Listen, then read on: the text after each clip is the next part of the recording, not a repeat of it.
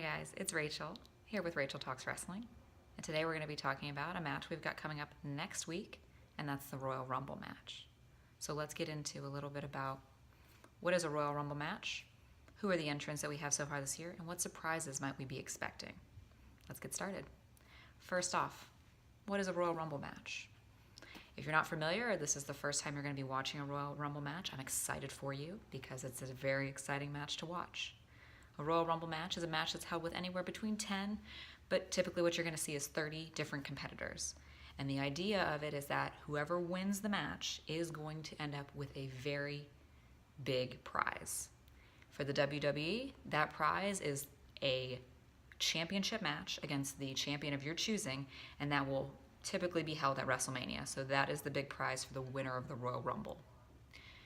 Now, a lot of people are familiar with a Battle Royal style match. And a Battle Royal and a Royal Rumble do differ on one big point.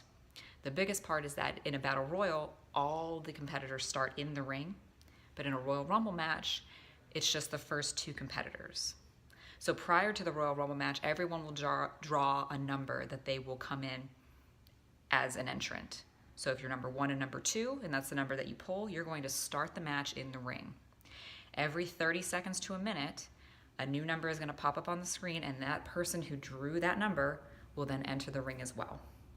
The only way to win the Royal Rumble match is you must flip your competitor over the top ropes so that their both feet hit the floor. That's an elimination. So sometimes during a Royal Rumble match, one of the things you can see is kind of a false elimination. Both feet don't hit the floor. They don't go over the top rope, they go through the middle rope. And these are kind of things I assume Michael Cole will point out the entire time, so you'll be able to follow along with that. So now let's get into a little bit about who do we have this year? Who are we expecting to see in the Royal Rumble this year? So we already have about 19 men who have committed to being in the men's Royal Rumble match and about 14 women who have committed. So let's go through the list very quickly. Starting with the men's list, who do we have first? So the winner of the Mixed Match Challenge this year, they are going to enter number 30 for their respective matches. So for the women, that's going to be Carmella, and for the men, that's R-Truth. So we already have number 30 for both matches. And then from there, we have Drew McIntyre, who has announced that he's going to be in the Royal Rumble match and, of course, is going to win it. We have Big E, Kofi, and Xavier, all from the New Day, so they are all going to be competing separately, not as a group, of course, but we'll kind of see how that works out if they all get eliminated at the same time or stay in together. And then we have Seth Rollins, who is a favorite to win the Royal Rumble this year, Jeff Hardy, Dean Ambrose, and he announced that prior to losing the belt. Thank you, Layla, coming in and showing your tail. He announced that prior to losing the belt, so he kind of triggered that he was going to be dropping the belt, but not necessarily, because Bobby Lashley had announced that he's going to be in the Royal Rumble, and now he's the IC title holder, so I assume he's still going to be in the match as well.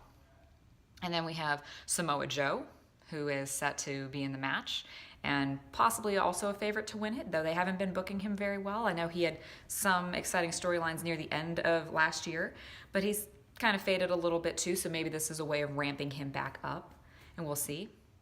John Cena, Elias, Baron Corbin, Jinder Mahal, Apollo Crews, Andrade Cien Almas, Rey Mysterio, and Mustafa Ali. They've also announced that Finn Balor was going to be in the Royal Rumble, but after winning the Fatal 4-Way this past week to face Brock Lesnar, I assume he'll be pulled from the match. So we'll see. So that's the men's. Let's get into the women's now. So we already have Carmella at number 30, so we know that one. And then we have Ember Moon, Natalya, Bayley, the Riot Squad, Ruby Riott, Liv Morgan, and Sarah Logan, Mandy Rose, Sonya Deville, Alicia Fox, Zelina Vega, Naomi, Mickie James, and Sasha Banks was previously announced, but now that she has a match against Ronda Rousey, again, we'll have to wait and see if she gets pulled from that as well. So those are our setups so far. So they have about 10 or so men who have not been announced yet, and about 15 women who have not been announced. So we still have quite a bit of room for some surprise entrants, which is part of the excitement of the Royal Rumble, is to see who's going to be announced in.